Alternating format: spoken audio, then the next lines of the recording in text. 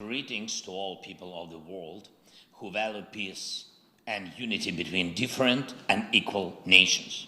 I wish you all peace. I thank you that we are united in our striving to restore peace and to guarantee peace for any nation that has become a victim of the armed aggression. A crime has been committed against Ukraine, and we demand just punishment. The crime was committed against our state borders. The crime was committed against the lives of our people. The crime was committed against the dignity of our women and men. The crime was committed against the values that make you and me a community of the United Nations. And Ukraine demands punishment for trying to steal our territory.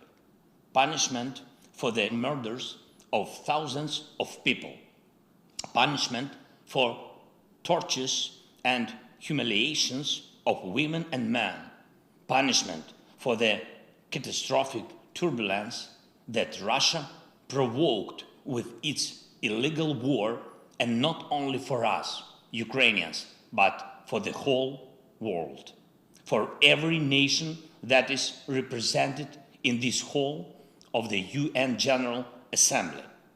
I'm speaking on behalf of the state which is forced to defend itself but has the formula for peace. I'm speaking to everyone who wants to hear how to achieve peace.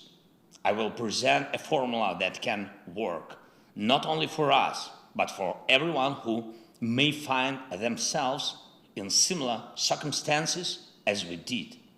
It's a formula that punishes crime, protects life, restores security and territorial integrity, guarantees security, and provides determination. There are 5 preconditions for peace. Dear Mr. President of the General Assembly, dear Secretary General of the United Nations, dear heads of states and governments, dear journalists, nations of the world, Ukraine wants peace. Europe wants peace. The world wants peace. And we have seen who is the only one who wants war. There is only one entity among all UN member states who would say now, if he could interrupt my speech, that he's happy with this war, with his war.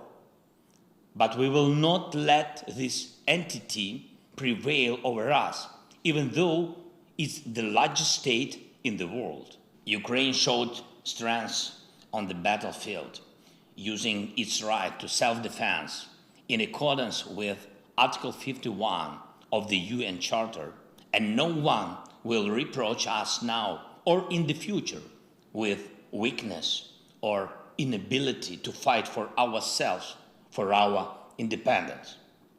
We are achieving a result in this fight, and we see what the end of this war will be and what will be the guarantees of a stable peace. The UN Charter proclaims the equality of nations, and we proved that Ukraine is equal among the equals. The UN Charter protects the inviolability of borders, and we confirm our state borderline by expelling the occupiers outside. The UN Charter stipulates the value of human rights, dignity, and life, and we also stipulate them with every Ukrainian city freed from Russian occupation. We didn't provoke this war. We held 88 rounds of talks in various formats to prevent this war, just from the beginning of my presidency until February 24 this year. But Russia, instead of stopping the crime of aggression, which it started back in 2014, turned it into a full-scale invasion. And we have no choice but to defend ourselves. We do it. We push the aggressor beyond the internationally recognized border of the Ukrainian state. And this is the first item of our peace formula. Comprehensive item. Punishment. Punishment for the crime of aggression. Punishment for violation of borders and territorial integrity. Punishment that must be in place until the internationally recognized border is restored, until the aggression stops, and until the damages and losses for the war are fully compensated. Therefore, sanctions against the aggressor are part of the peace formula. Blocking the trade and relations with the aggressor is a part of the peace formula. All this is a punishment. So long as the aggressor is a party to decision-making in the international organization, he must be isolated from them, at least until aggression lasts. Reject the right to vote, deprive delegation rights, remove the right of veto if it is a member of the UN Security Council, in order to punish the aggressor within the institutions. We shouldn't turn a blind eye to propagandists who justify aggression, but apply a full package of personal restrictions against them. That is a punishment for lying. Citizens of the aggressor state shouldn't be allowed to enjoy tourism or shopping in the territory of those who value peace, but should be encouraged through visa restrictions to fight against the aggression of their own state. Punish for abetting the evil. A special tribunal should be created to punish Russia for the crime of aggressor against our state. This will become signal to all would-be aggressors that they must value peace or be brought to responsibility by the world. We have prepared precise steps to establish such tribunal. They will be presented to all states.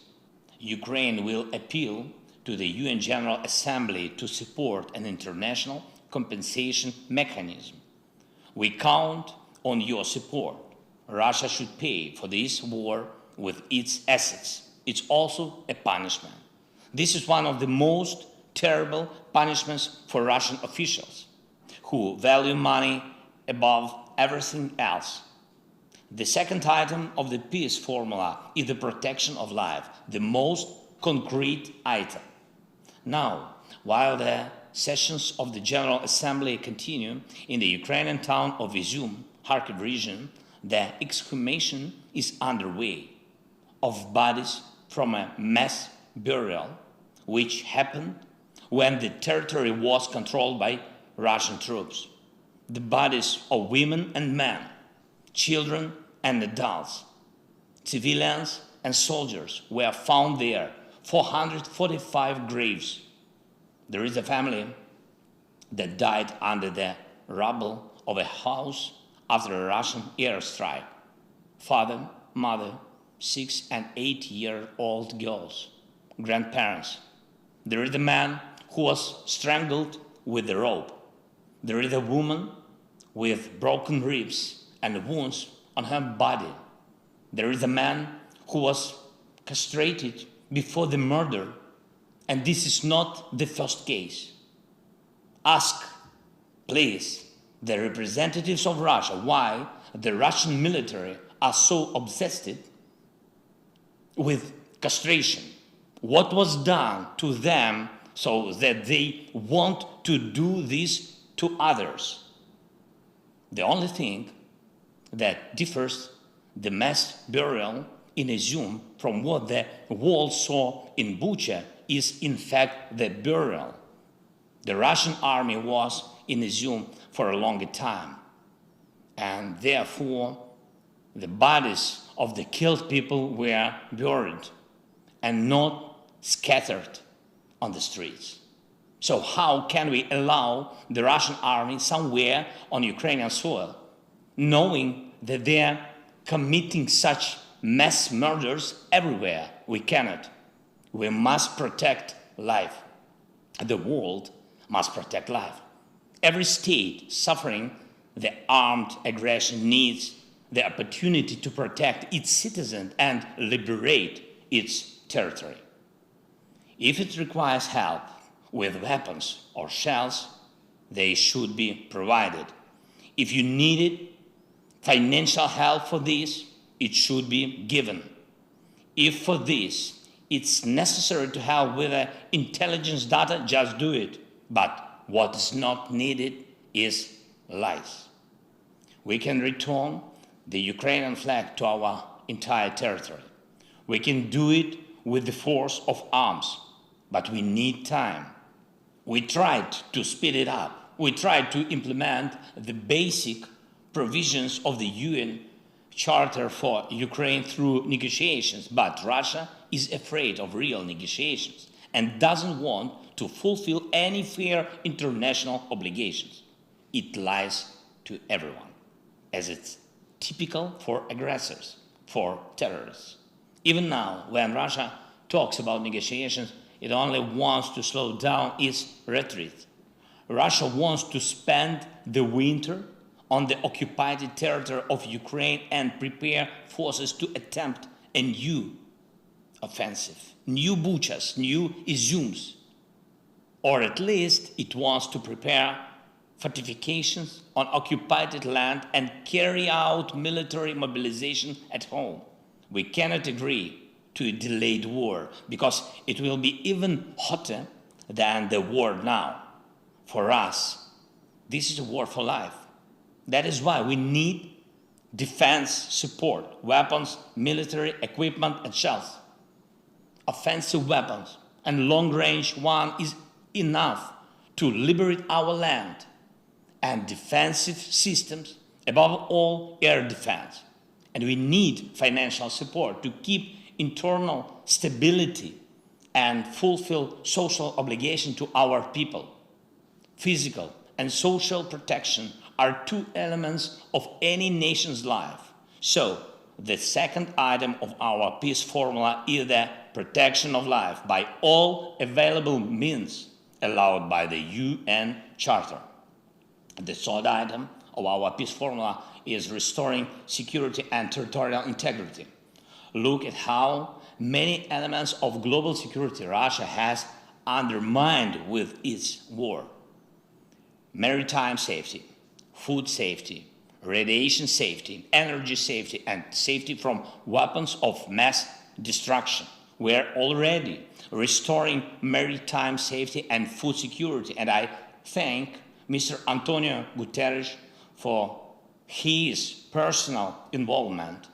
Algeria, Ethiopia, Egypt, Libya, Kenya, Somalia, Sudan, Tunisia, Bangladesh, Israel, India, Iran, Yemen, Cyprus, China, Korea, Lebanon, Turkey, Belgium, Bulgaria, Greece, Ireland, Spain, Italy, Netherlands, Germany, Romania, and France have already received Ukrainian agricultural products. And we have to increase the supply by sea, both under market conditions and within the UN food program, for which Ukraine is always a reliable partner. And by the way, despite all the difficulties caused by the war, we decided to provide humanitarian aid to Ethiopia and Somalia. So we will send them an additional amount of our wheat, but it's more difficult with other security elements. On the eve of the General Assembly meeting, Russia fired missiles at the South Ukraine nuclear power plant. The explosion hit the station buildings. Windows were broken. Walls were damaged. The rockets exploded only 300 meters from the walls of the reactors. And this is after the IAEA's clear appeal to Russia to stop any hostile activity against any nuclear facilities of Ukraine. and in particular against the Zaporizhzhia nuclear power station, the largest one in Europe, which Russia has turned into a target. And that makes all of you a target. Russian radiation blackmailing is something that should concern each and every one of you, because none of you will find a vaccine against radiation sickness. The cost of living crisis continues in dozens of countries. It roots in the destabilization of the energy market. It's necessary to remove the main factor of global price turbulence, namely Russian energy blackmailing. It's necessary to cap the prices at which Russia exports its energy resources. It's necessary to make Russian oil and gas just ordinary goods again. Currently, oil and gas are Russia's energy weapons. And that is why it manipulates the markets so that electricity, gas, petrol, and diesel become the privilege of few instead of being a common goods available to all. Limiting prices is safeguarding the world. This is the way to restore energy and price security. But will the world go for it? Or will it be scared? Will it be scared of Russian threats? It's necessary to take only one strong step, after which everything will become clear. The time has come for this. This step will put everything in place. After the Russian missile terror, after the massacres, after Mariupol, after the burning of the Ukrainian prisoners in Olenivka by the Russian military, after blocking the ports, after the strikes of the Russian tanks and missiles on nuclear power plants, and after threats to use nuclear weapons, which have become the rule, not the exception for Russian propagandists. We must finally recognize Russia as the state of sponsor of terrorism at all levels, in all countries that confess the values of peace and protection of human life, legally, politically. If you don't have a legal mechanism, you can make a political decision in the parliaments. This is the foundation for restoring global security. If this strong step is taken, doubts will disappear whether to take other important steps. And what is very sensitive is the border, the territorial integrity. When one country tries to steal the territory of another state, it puts all of the world nation under attack. Global security cannot be restored without restoring the territorial integrity of the nation which suffered the armed aggression. So the third item of the Ukrainian peace formula is the restoration of security and territorial integrity. The fourth item is security guarantees. Every nation has the right to security guarantees, not only the largest nations, not only the most fortunate ones.